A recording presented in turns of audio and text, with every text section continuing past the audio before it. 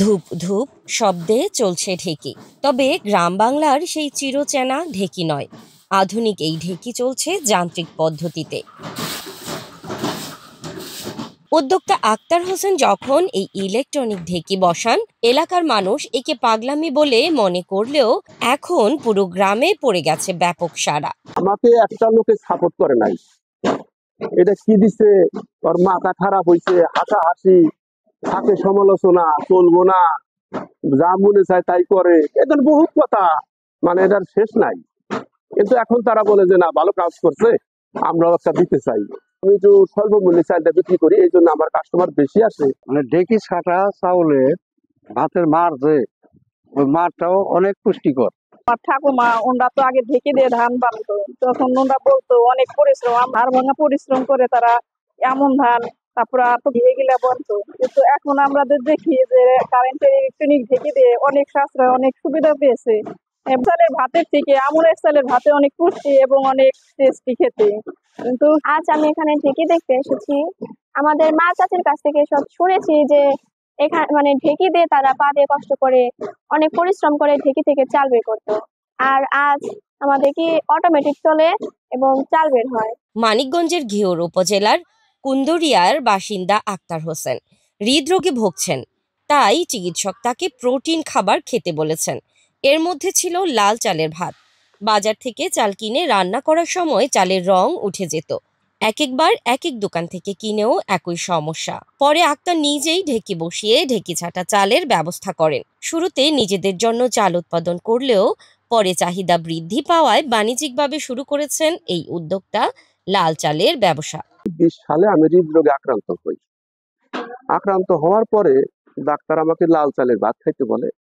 তখন আমি ওখান থেকে ফেরত আসার পরে আমি ওই আমন ধানের চাউল বিভিন্ন বাজার থেকে কিনে আনতাম, দোকান চেঞ্জ করতাম, ওই একই পাওয়া যেত, রং উঠা যেত, পাথর পাওয়া যেত, প্রচার হয়ে যায়। প্রথমে তো মূলত আমি শখের বসে যে আমি নিজে খাবো, ওই প্রচার হয়ে যাওয়াতে ওই মানুষ আসে, তখন আমি বেশি করে লোক নেই। লোক নেওয়ার পরে এখন আমি এটা বাজারজাত করি। সারা বাংলাদেশ থেকে ফোন করে, প্রায় 40টা ডিস্ট্রিক্টের উপরে আমি চাল পাঠাইছি। এখন দেখি আমি উৎপাদন থেকে চাহিদা বেশি। চিকিৎসকরা বলছেন এই ঢেকি ছাটা চালে প্রচুর ম্যাগনেসিয়াম, ভিটামিন বি, অ্যান্টিঅক্সিডেন্ট এবং পর্যাপ্ত ফাইবার থাকায় মানুষের হজম শক্তি বৃদ্ধি, ডায়াবেটিস, ওজন কমানো সহ হার্টের জন্য এই চাল বেশ উপকারী।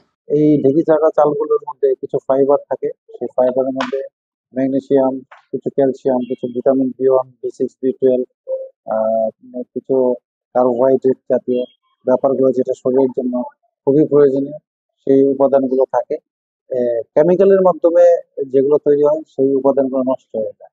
আমন ও আউশ ধান কিনে এনে ঢেকিতে ছেটে সেই চাল বাজারজাত করছেন আক্তার। তার ঢেকি ঘরে 2 নারী সহ মোট 4 জন কাজ করছেন। আক্তারের ঢেকি ছাটা চাল নিজ জেলার চাহিদা তো মেটাচ্ছেই, আরো প্রায় 40টি জেলা থেকেও অর্ডারও আসছে। এখানে 2টা ধান তৈরি হয়েছে, একটা আমন ভাওলা আর একটা আউশ, এটা কালো মানিক। আমরা প্রতিদিন 5 মণ ধানে 4 মণ চাউল তৈরি হইতেছে।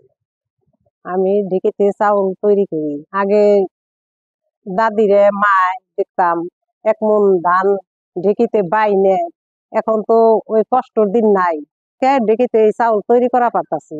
এখন আমাদের চাউল এইভাবে তৈরি করার কারণে অনেক অর্ডার আসে, অনেক দূরে দূরে থেকে আসে। বাজারের চালের চেয়ে ঢেকি ছাটা চালের স্বাস্থ্যগত উপকারিতা অনেক বেশি।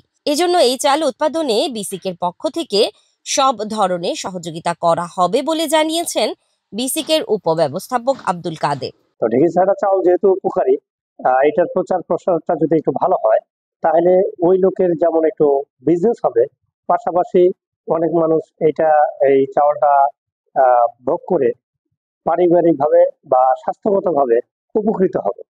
বিসিকের পক্ষ থেকে এটাকে শিল্প হিসেবে আমরা ইনশাল্লাহ স্বীকৃতি দেব, অর্থাৎ শিল্পের যেটা আমরা নিবন্ধন দিই সেটার আমরা একটা নিবন্ধন দেব। পাশাপাশি যদি মানে ফাইন্যান্সিয়াল সাপোর্ট লাগে আমরা এটা চেষ্টা করব। স্বাদে ভালো ও স্বাস্থ্যসম্মত এই ঢেকি ছাটা চালের প্রচার প্রসার বাড়ানো গেলে বাণিজ্যিকভাবে লাভবান হবেন উদ্যোক্তারা। শুধু প্রয়োজন সরকারি ও বেসরকারি পৃষ্ঠপোষকতার।